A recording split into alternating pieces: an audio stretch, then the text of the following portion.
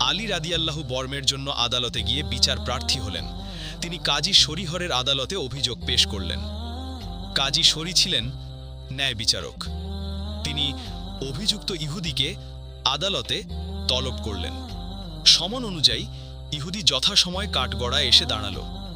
কাজী সাহেব বললেন, তোমার বিরুদ্ধে মহামান্য খলিফার অভিযোগ কি সত্য?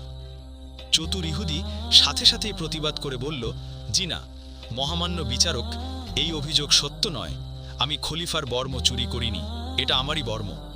কাজী সাহেব বললেন, তাহলে যে বর্মটি খলিফা তার নিজের বলে দাবি করছেন সেই বর্মটি তোমার? ইহুদি জবাব দিল, নিশ্চয়ই আমার। বর্মটি এখনো আমার কাছেই আছে।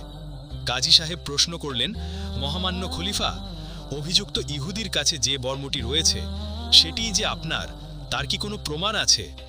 খলিফা বললেন, অবশ্যই তার প্রমাণ আছে।